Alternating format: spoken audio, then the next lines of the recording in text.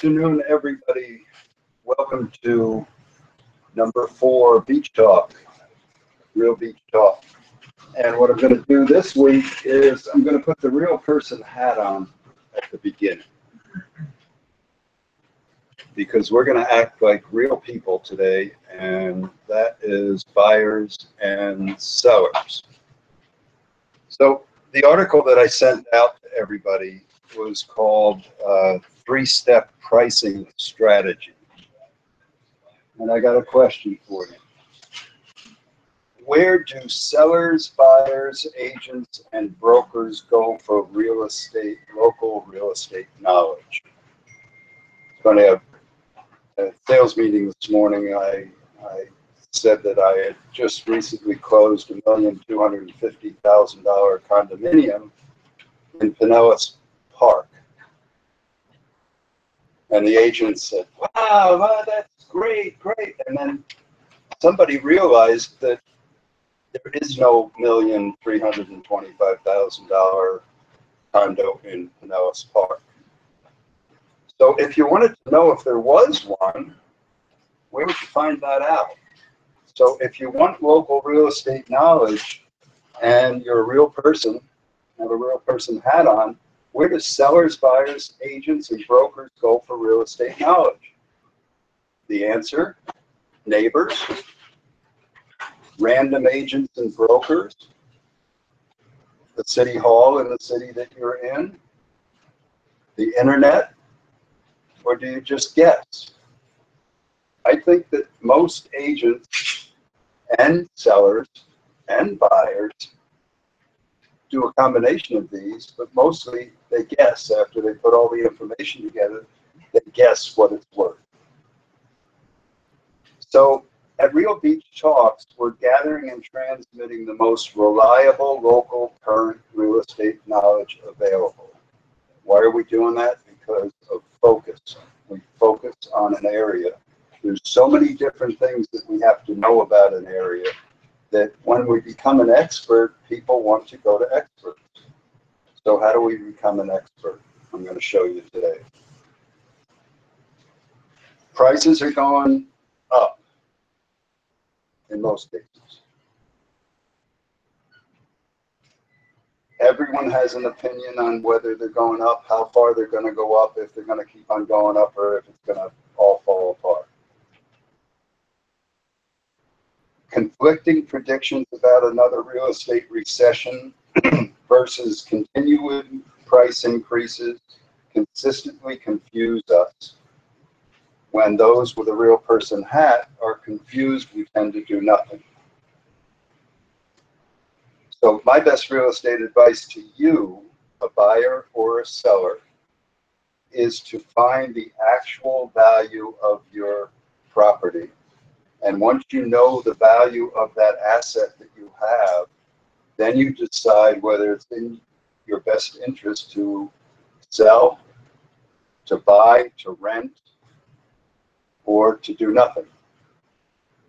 If we look at the beginning, where do buyers and sellers go? Neighbors, random agents, brokers, city halls, internet, or guess.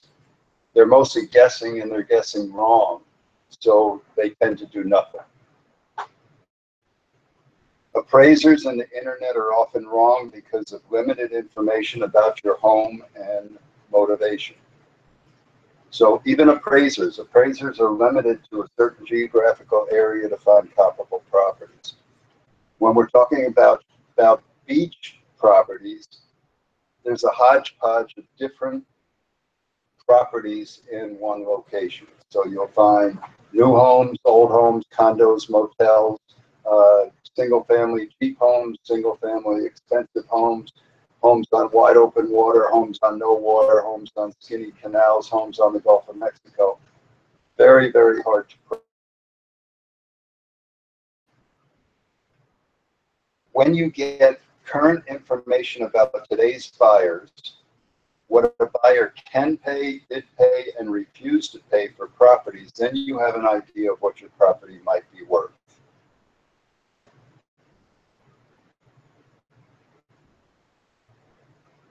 after you do that, if we can figure that out, and that's what we're going to attempt to do today, is we're going to figure out the best way to figure out the value of a property. And we call that at Century 21 Beggins a strategic pricing analysis. And it's very simple, but it's also not easy.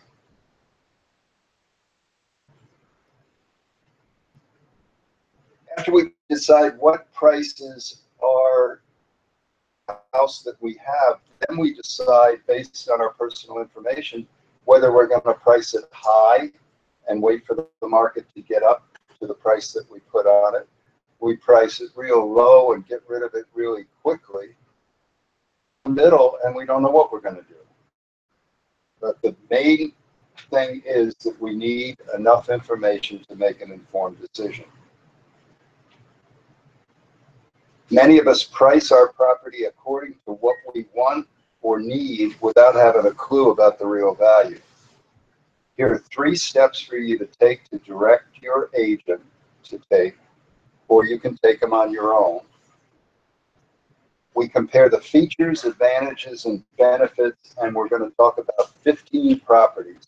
If we get 15 comparables to your house or condo or hotel or motel or whatever it is, we get 15 comps, then we get a good idea of what the market is doing now. And I emphasize now, because when we do a strategic pricing analysis, it's based on real time, real buyers, on what real buyers would do right now with your property.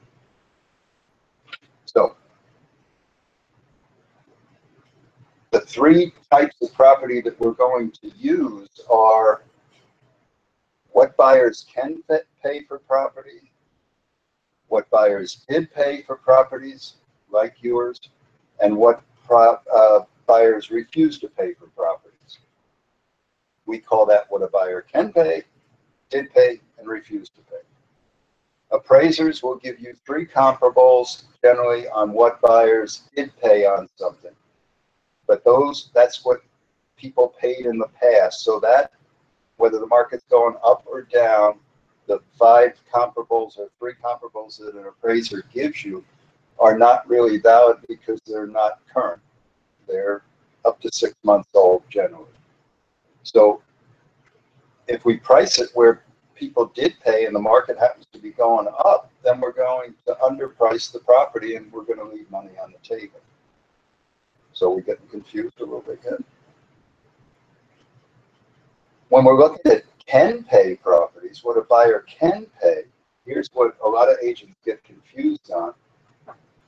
If we have a property that's a unique property and a buyer is coming in to look at that unique property, and there aren't many properties like that property because it doesn't have all the features, and they're going to look at properties to buy, and there's none like that, we have to find the properties, and we told the client that we're going to find 5 properties in the can pay range, and we can't find any.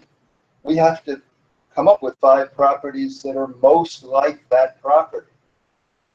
So in some cases, if the property that we're pricing is a 2-story property and we can't find any 2-story properties and a buyer's coming in, we may have to use a 1-story property and show them the advantages of a 2-story over a 1-story because we can't find enough 2 stories. So this gets confusing. A refuse to pay in a market like we have now with very little inventory, it's very hard to find refuse to pay. That means it's hard to find expired listings. But if we told them that we can find 5 expired listings, how are we going to find 5 if you can't find 5? Any ideas? Go out of the area. You may have to go out of the area to find 5.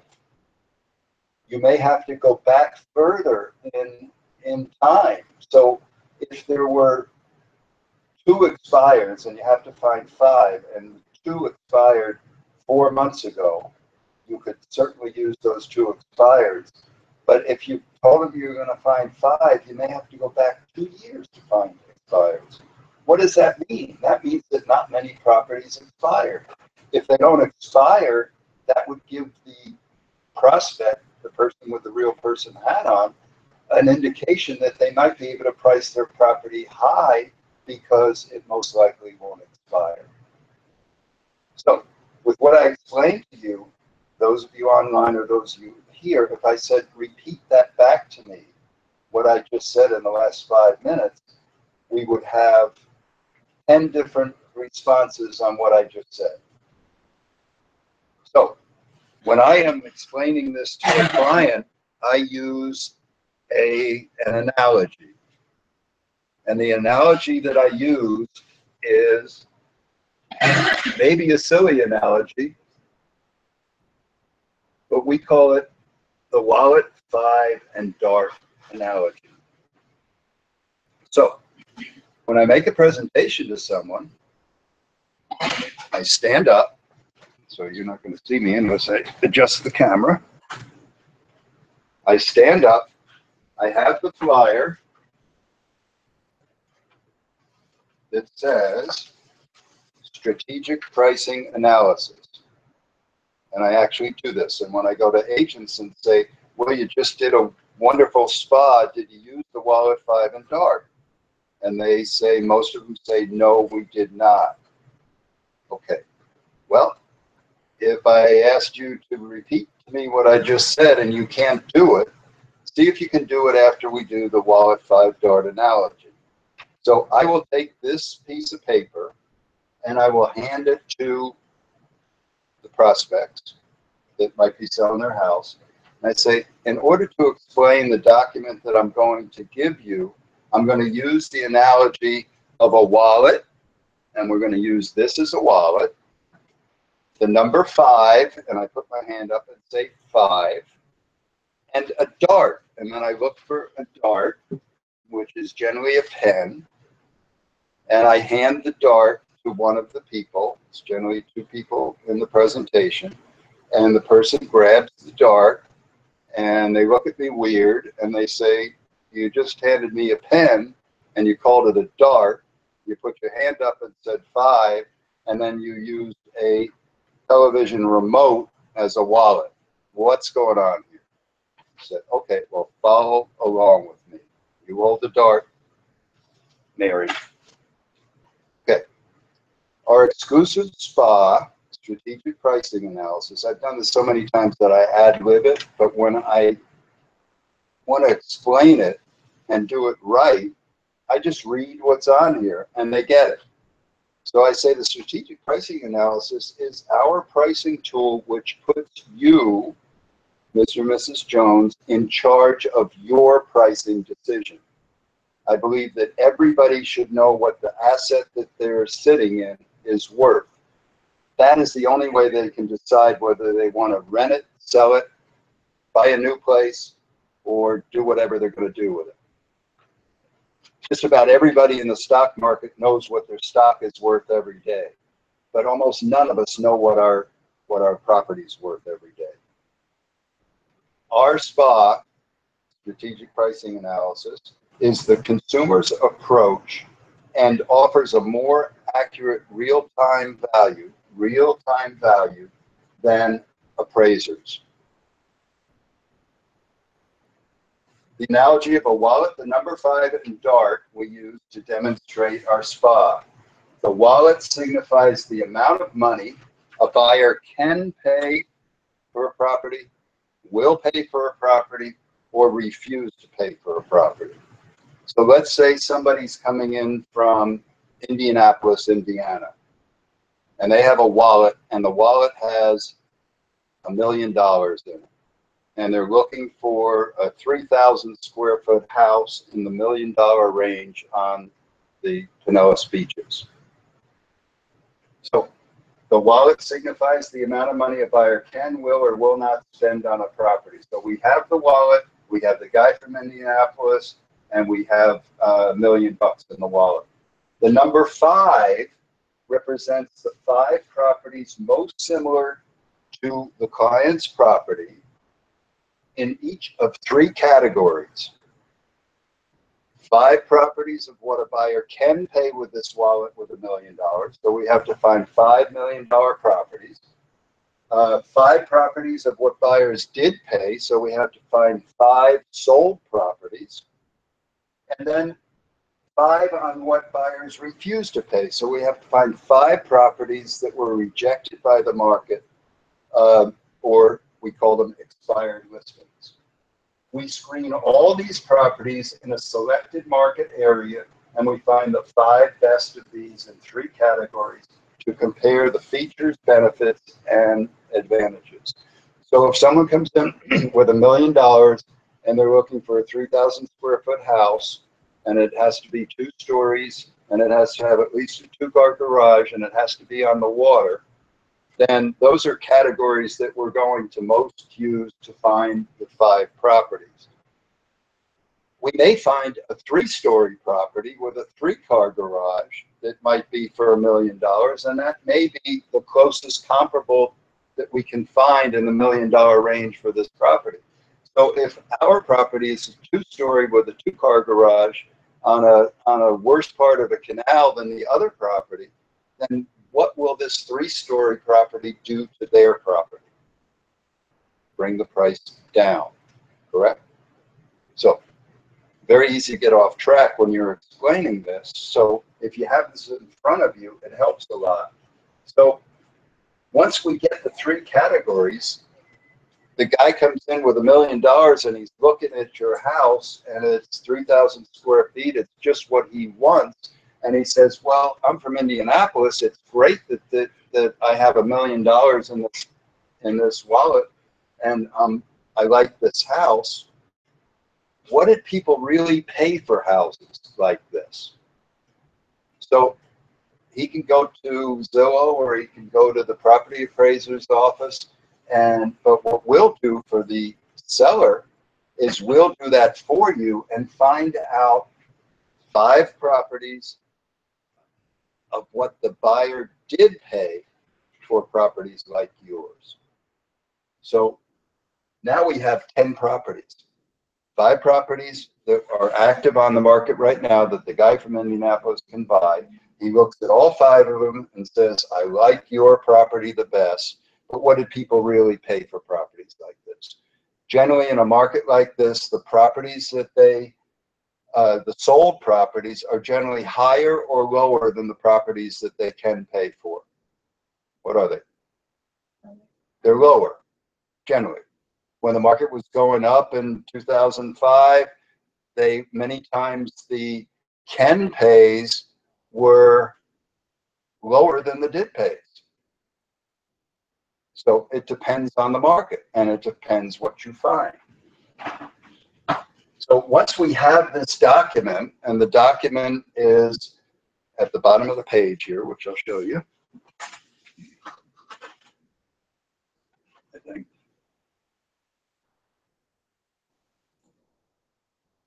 So we have a document with 5 what buyers can pay, 5 what buyers did pay, and 5 what buyers refused to pay. So as an example, on this board over here, I have a sample spa, and we have buyers can pay $1 million for a property. Buyers did pay $900,000 for the property. So how many properties did we have in this first category? 5, and those are called what? Active listings. Those are on the market. The guy with the wallet with $1 million on it can look at all 5 of these properties, and they average $1 million. And he can pick any one of them. But once he does that, he says, okay, it's fine that they want that, but what did people pay for? So we find 5 other properties where buyers did pay, and that we found out the average of those was $900,000. Okay, so what would that tell the guy with the wallet with $1 million in it when he looks at your house and he says it's on the market for $1 million? What's he going to think? Answer: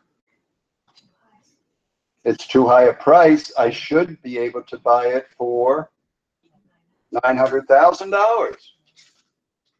right? Now, most buyers don't know how to do that, but we are going to do it for our sellers so they are in charge of the pricing decision that they make, all right?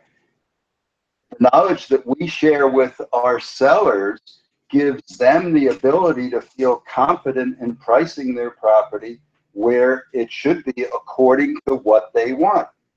So you would think that, well, no one's, if they're going to put it on the market at $1 million and buyers did pay 900, maybe I should price it at $900,000. Not necessarily. Why? Because those bid pays are 6 months old. The market's gone up somewhat. This is not a precise science here, so these properties are not exactly like each other property, right? They may have different features.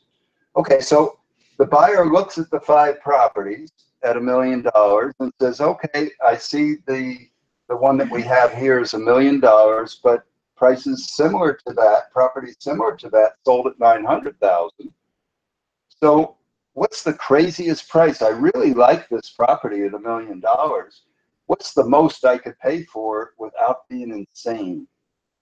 So we find 5 properties what buyers refuse to pay, and those are called what?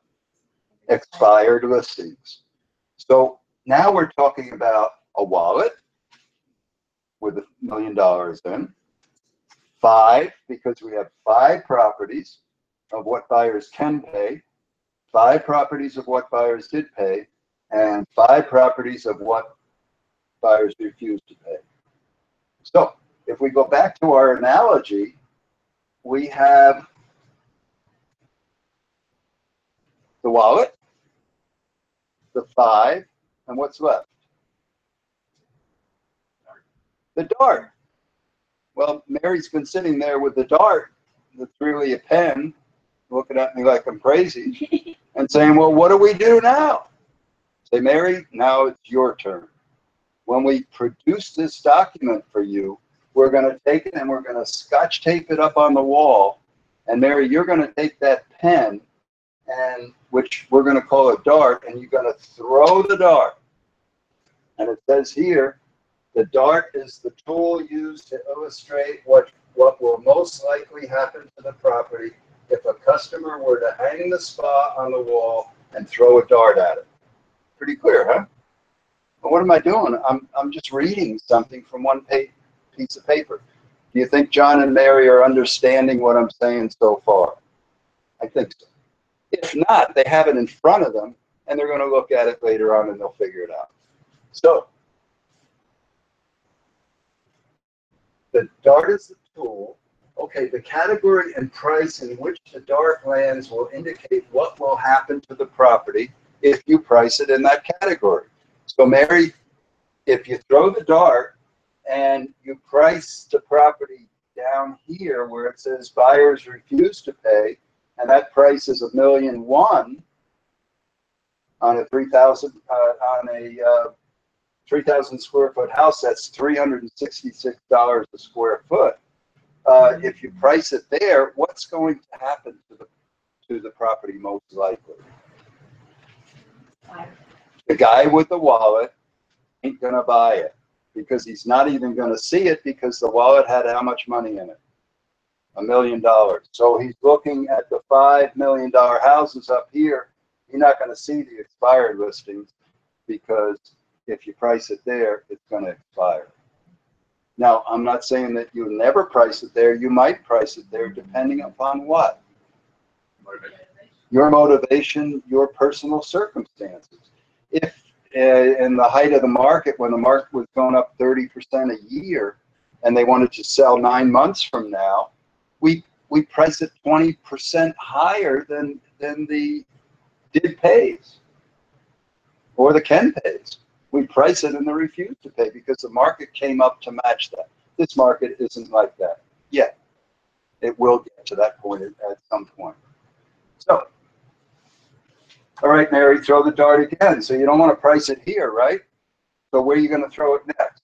And she says, I'm going to price it here where buyers did pay. Okay, so you're going to price it at 900,000. What's going to happen to it if you price it at 900,000? Well, none of these properties are available at 900,000 because what happened to them? They all sold, so they're not available. So if you price it where the buyers did pay, they're not available there, and it's going to sell real quick because all these others sold real quick. So, but you may be leaving money on the table. And as your agent, I'm representing your best interests, and I have to find out what your best interests are. So I'm giving you information to show you facts that you can use in considering what price to put on it. So if we're not going to price it here and we're not going to price it here, where are we going to price it? Well, you might throw the dart up here and price it in the Ken pays. So if the guy with the wallet's coming in with $1 million and yours is the last one, the highest price in the average of $1 million up here, and he only has time to look at 4 properties today, and he's flying back to Indianapolis at 3 o'clock this afternoon, then what's going to happen if you price it in the high end of this Ken pay? He's going to miss it because he only had a chance to look at 4 properties. Okay? And then I will generally say, you can throw the dart whenever you want to change the price, and you can view any of the spa properties to confirm the decision that you make. So every one of the strategic pricing analysis properties will have an address on them, and you can Google the address and you can look at the pictures, or you can go look at the house. So full disclosure, we want our clients to be in full control of their pricing decision. Now, I will find so many agents that will say, I'll look at a spa and the spa has 5 Ken pays, 5 did pays, and no refused to pays, or 2 refused to pays. That shows me right off the bat that the agent does not understand how to do a spa, because you told them you were going to do 5 in each category and you did 2. So did you lie to them? Oh no, I didn't lie to them. I couldn't find any expireds. Well, the world only has 2 expireds that look anything like his property, and there's only 3 other properties in the world, and they're nothing like his properties. And they expired 3 years ago. You said you were going to do 5 expireds, so you have to add those 3 expireds that are very dissimilar to his property there, and you explain there are only 2 expireds, which gives you an indication that you can price your property higher. I put the other 3 here because they're the only ones I could find, and we went back through the whole world, and they're the only properties left in the world. Got it? So then I generally say, when you get this document, if the prices are not satisfactory to you in the 3 categories, and you throw me out, you will keep this document. And if you, and Mary, I want to check you on this one, if you call me back 6 months from now, we will update this spa, and it will put you more in control of your pricing decision, because now you're going to have a factual record of these 5 properties that were on the market. What happened to them? They either stayed on the market at the same price, they stayed on the market as a reduced price, they sold and went to the did pays, so you can get a better idea of what the market is like, or they moved down here to the refuse to pay. So frankly, if you have a house, you should have a strategic pricing analysis on it based on today's prices, so you know where you stand with that asset that you have. If you are the agent that does the strategic pricing analysis for the person, you can call them back from time to time if they didn't list the property, and you can update the spa for them. They'll love you for it because you're keeping them up to the minute on the market. That make sense? Now, I also included in the Wallet 5 Dart thing the steps to completion of the spa. This is for the seller to know the work some of the work that we do to complete the strategic pricing analysis. The first thing we do is write a story about the property using all the competitive features. Then we add the top, to the top of the strategic pricing analysis, we add all the competitive features. There are generally 14 lines on the spa. It's an Excel spreadsheet. You can cut the columns in half if you want to. When we write a story of the property, we circle all the pertinent information about that property. And in most properties that are, priced above $100,000, you have more than 14 different headings that you can use. The more headings you have, the more accurate your spa will be, because when you search for other properties, you'll be able to look at the features that they have. So we write a story, we add the top competitive features along here. We find and evaluate properties in the 3 categories: what buyers can pay, did pay, and refuse to pay. We achieve the outcome or we modify it. We assist the client in choosing a property price according to their motivation. We avoid pricing in the refuse to pay area. That's where we're throwing the dart. The spa can be easily updated at any time to evaluate changing market. Our exclusive spa enables sellers and buyers to maximize value by accurately pricing properties and builds trust and collaboration. Okay. So every time I do a strategic listing presentation, the most important part of the presentation for me is the strategic pricing analysis. Those of you that I go out on presentations with, you will see me do this every time. Stand up, do this, hand out this wallet 5 and dart, because they don't even understand it after I explain it as simply as I did to you. And it's verified by a number of agents that I've explained this to over and over again, and they don't get the point.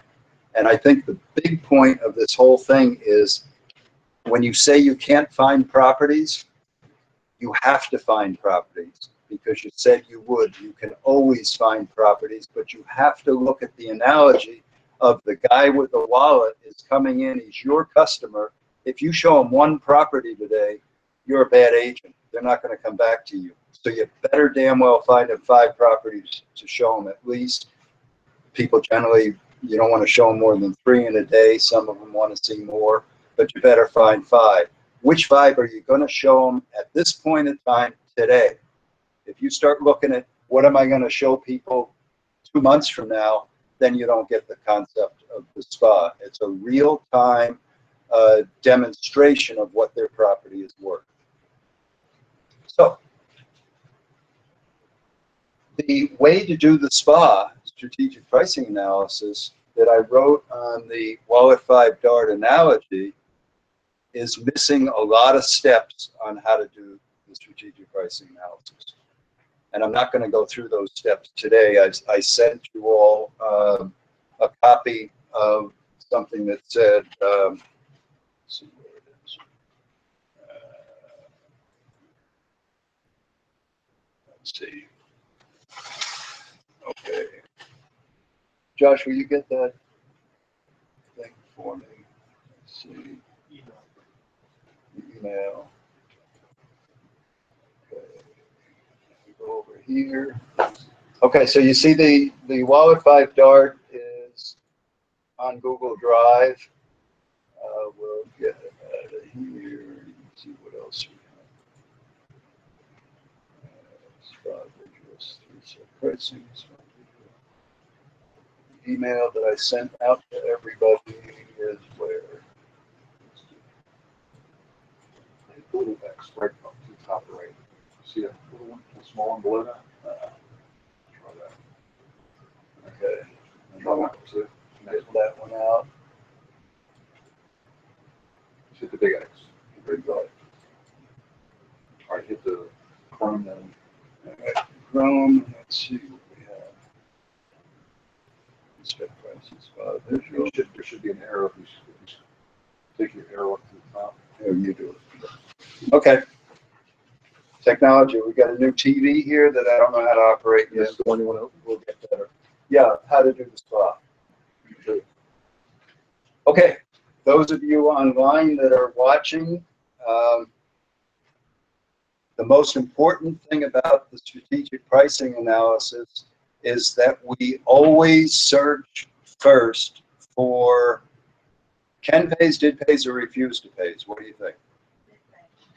Did pays. Why do we search for did pays? That's reality. It's the only thing out of the three categories that is not bullshit.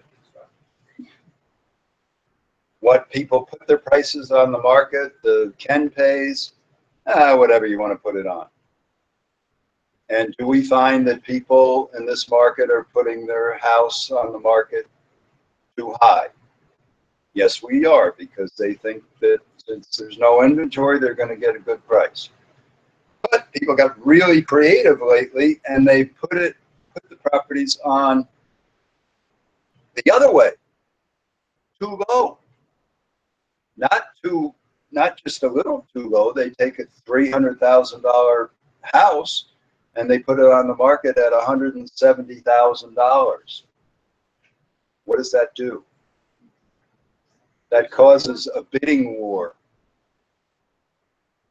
Funny, I never even thought of that, but that's what's happening, and we're finding prices.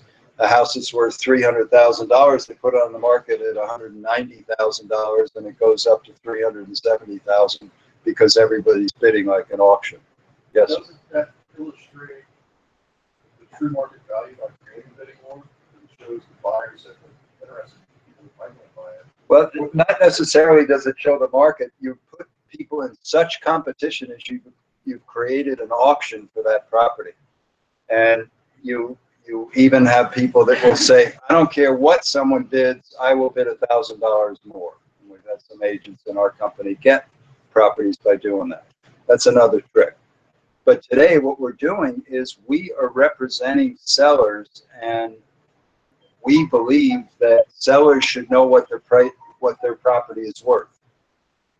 And this is a way to find out what their property is worth. But also, it's a way for you as agents to evaluate properties and learn about your market, because you're going to have to search for more than 15 properties to find 15, right? And you're going to have to search for active listings, so you're going to get an idea on what the active market is in your geographical area or in your type of property. You're going to have to find sold properties, and you're going to have to look at when they were sold and see what features they had compared to your property. And then you're going to have to look for expireds, and you're not going to find many, so you're going to have to go back to look at expired so far back that you're going to find out that many expired at a very low price and never sold, and they're worth a lot more. So as agents, you now have a market to go and talk to people that had those properties back then, and they didn't know what they were worth. So when we're looking at doing the strategic pricing analysis, the first thing is we never search for properties unless we start with the did pays, because that is the most honest and the only honest information, and even that can be cheated on sometimes, but it's the best we can do. So we write a descriptive story about the property using pre-qual notes to get the best spa headings. On any house that's a decent house, you're going to have more than 14 headings. Now, many people will, and it's another reason I know that you don't really know how to do a spa, is that you'll have bedrooms, baths, powder room. That is theoretically 3 different columns. But you can, if the house has a lot of features, you write 4, 2, 2. 4 bedroom, 2 bath, 2 half baths. You can write that in one column. That saves you 2 other columns for something like roof condition, fireplace, swimming pool, whatever. So, and the whatever, I use that because I couldn't off the top of my head think of all the different things that a house might have That's why we write a descriptive story about the property. And if you don't have a descriptive story, you can't do a valid spa, in my opinion. Now, I've taught many people how to do the spa, and I've never had anybody that got how to do the spa the first time. Never. I didn't get it the first time. In fact, when we first came out with the idea, we had someone in the company that was at the beginning of technology that said, hey, I'll take this stupid spa that requires so much work for an agent to do, and I'll automate it. So all you have to do is put the address in, and it will spit out a bunch of crap that you then can con the seller by showing it to them. And it doesn't make any sense, because many times the buyers can pay would be $1.2 million. The buyers did pay $1.4 million, and the buyers refused to pay $600,000. Well, what happened? Well, you pushed a button on the spa form, and it spit out a bunch of crap, and that's what's spitting out from Zillow right now. I have a house that I paid $850,000 for in the top of the market. It is now saying, they just gave me a notice last week, congratulations, your house just went up $10,000. It's now worth $640,000. So wait a minute. I can give you 50 comps at $1.1 million of the same builder, the same house, the same finishes, the same lot size, and everything else, because it's just a standard little stock townhouse. Well, why did you tell me it's worth $625,000? Well, you didn't see the inside. Well, that may be, I didn't put that much in it, but what they didn't know is that there were 3 other townhomes there, and 2 of them were on Gulf Boulevard in the traffic, and 2 of them are on the Gulf of Mexico, and they're only 100 feet apart. You think there's a difference in price of a house with the noisy Gulf Boulevard and a house on quiet rolling waves of the Gulf of Mexico? What do you think the difference in value is? The difference in value was like $500,000.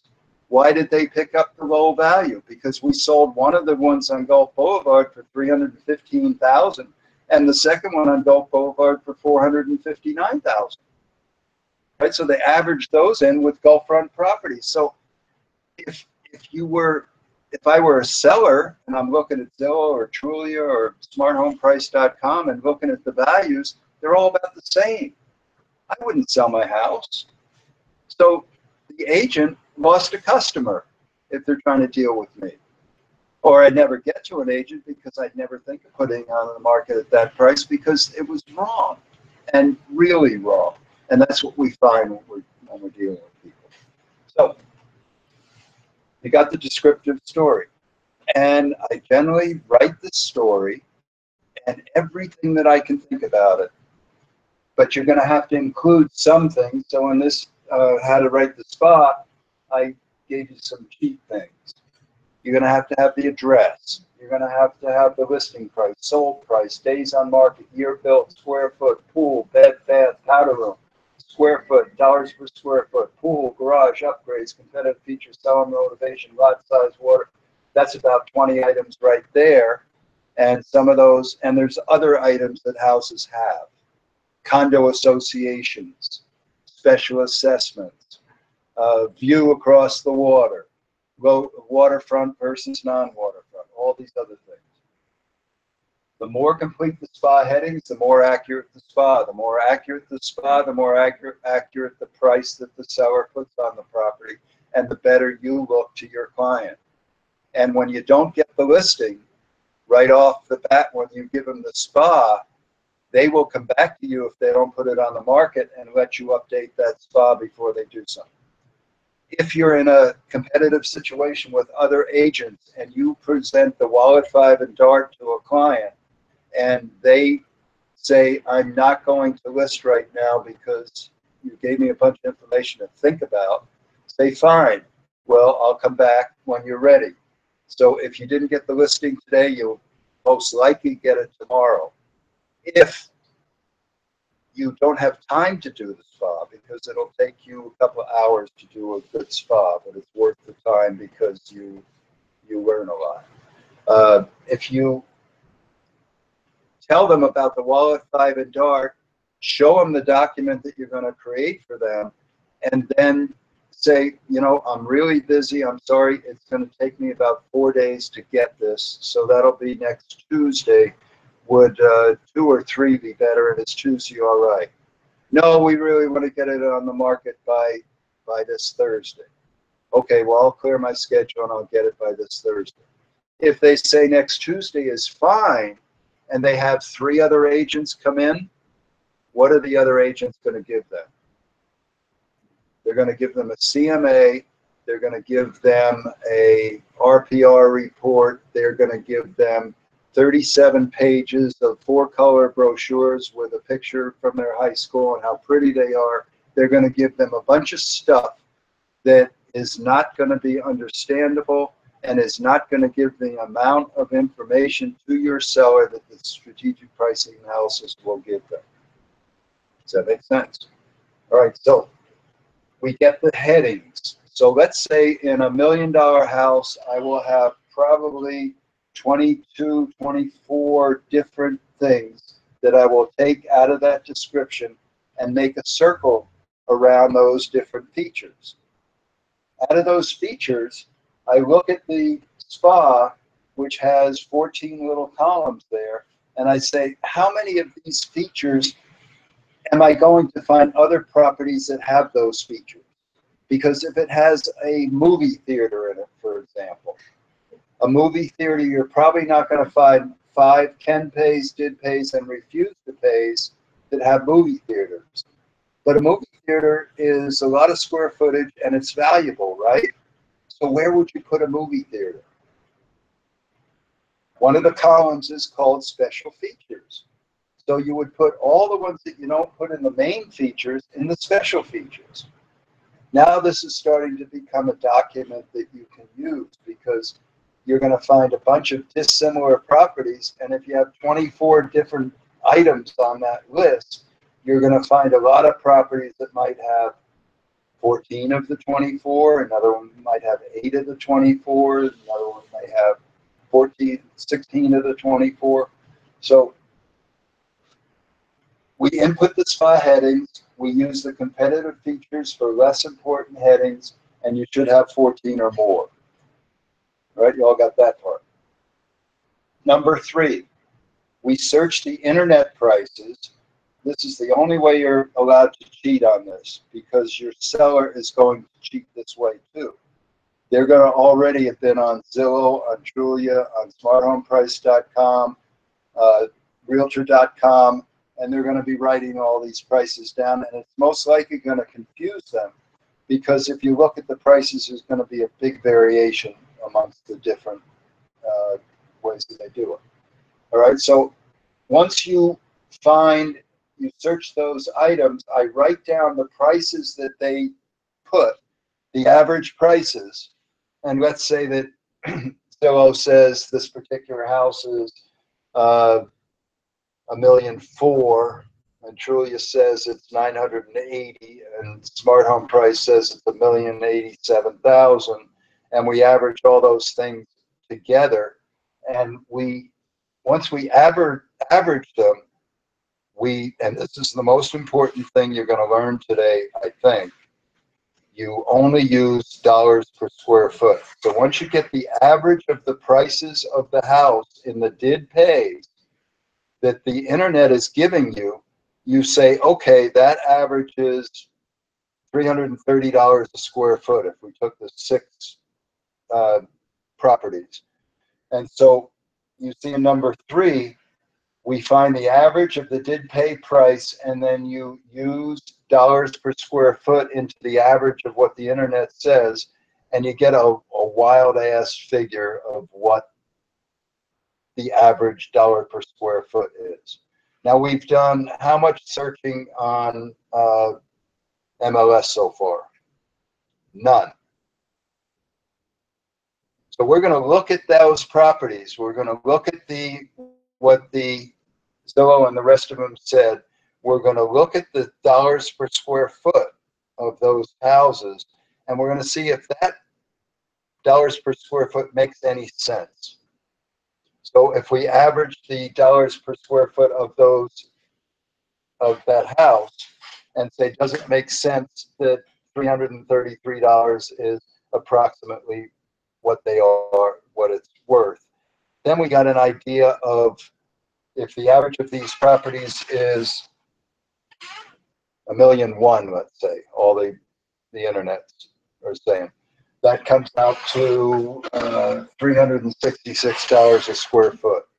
We're saying, okay, this house that the internet's saying is $1 million and change, or $1.1 million, it's coming at $366. So what we want to find is an average price that's somewhere near that dollars per square foot. So we're going to search the internet for did pays at dollars per square foot. This is a key, and it's tough. You got to write it down. There's a special field in MLS for dollars per square foot. You have to scroll down to the different fields, and it will say more fields at the bottom. You click on that, and then you go down to dollars per square foot sold. There's dollars per square foot listed too. Dollars per square foot sold, and you click on that, and that puts it up in the search criteria on the top bar. But it puts it all the way over to the right, where the information like the zip code and other things that you don't really care about that much. So you have to move that field. It's an Excel spreadsheet, so you move that column over to where you can see it, because that's what you're going to be searching for. You're not going to be searching for price. If you search in price, you're going to get a price variation of so many hundreds of thousands of dollars that you're going to be searching many, many properties before you can find. How many are you looking for in the did pays? 5. So if you search a criteria dollars per square foot and you say, okay, we're looking for $350 a square foot about, let's search for $300 a square foot to $400,000 a square foot, and you find none. Well, then you may have to search for $275 a square foot to $425 a square foot, and then you may find 37. And then you narrow down your search in dollars per square foot until, I use a rule of thumb, maybe 10 to 13 properties, something that you don't go nuts looking at. So once you find, let's say you find 12 properties that are falling between that 325 and 375 a square foot, you look at those and you say, okay, which ones of those 8 or 10 or 12 properties are most like mine, and you click on those to make sure that you save them. And then you look at the top 5 and you average out the dollars per square foot and see if it gets to the dollars per square foot that you want. If it doesn't, then you eliminate a couple of the ones that are there. Now, when you start looking at these properties and you get down to 6 or 7, then you're going to fine tune it a little bit and see how many of those 6 or 7 have most of the headings that you have for your subject property.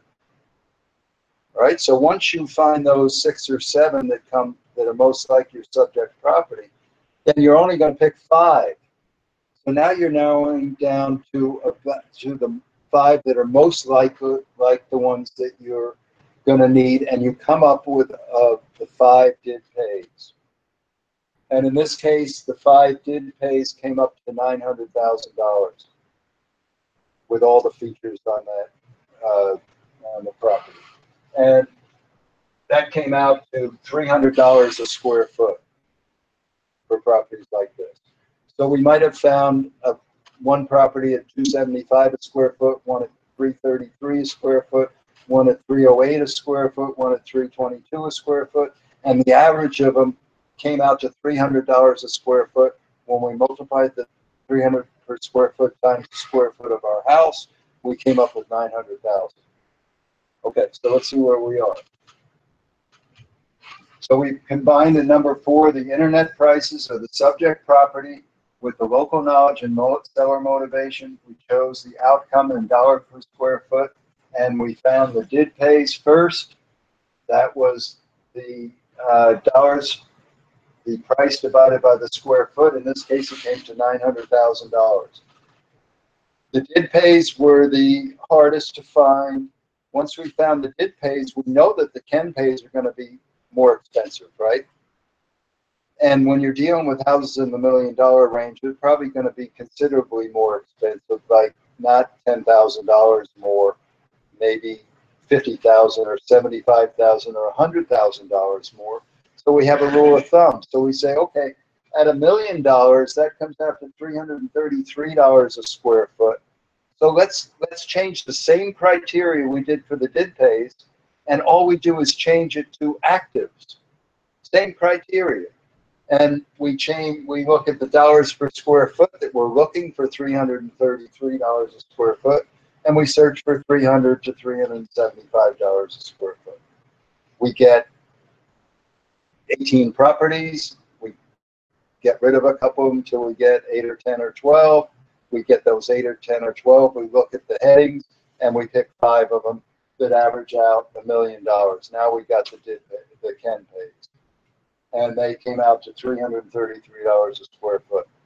The expireds are not really hard to find, because as you go back 2, 3, sometimes 4 years on an expired, if it's all you can find and you tell them you went back 4 years, but that's all that was rejected by the market, that was 4 years ago. Nothing's rejected by the market now, which will allow you maybe to price it in the high part of the buyer can pay or the refuse to pay area. So you will find those things. If you don't, and you come in with 5, not 5, you come up with 2 or 3, you just lied to them. They think you're liars anyway. Most people think that their agents don't tell the truth anyway. So you've already proven that you're a liar, because you said wallet, 5, and dart, and you didn't do what you say you were going to do. So you do the 5. When you present the thing to them, you come out with the same wallet, 5, and dart, and say, just so you got it, John and Mary, here's the strategic pricing analysis. And so if someone comes in with a wallet with $1 million, and they're now looking at the strategic pricing analysis, and they're going to understand when you repeat what you said at the preview, really zero in on it, and then you're going to put it up on the board. You're going to give Mary the pen. She's going to know what to do with it. You're going to tell her what happens when she throws the dart, and you're going to get the listing. If you don't get the listing and they're waiting for other agents to come in, they'll wait for your presentation before they will list with anybody else. If they don't list with anybody, they'll call you back in a few months and you'll update it. You'll get market knowledge, you'll get more customers, and you will be the superstars that you are. And that's it for this week. You will find this. You can come on the website, c21wizard.com. You can bring your buyers in if they want us to explain this. They can watch what I'm saying. You can say I'm a little bit crazy, I am, but they can watch this. That gets you off the hook. That's the Wallet 5 dart presentation for you. So have a nice week, and next week we'll see you again.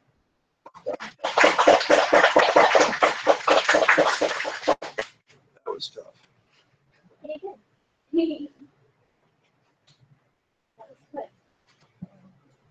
Well, we upgraded to big screen TV a little bit.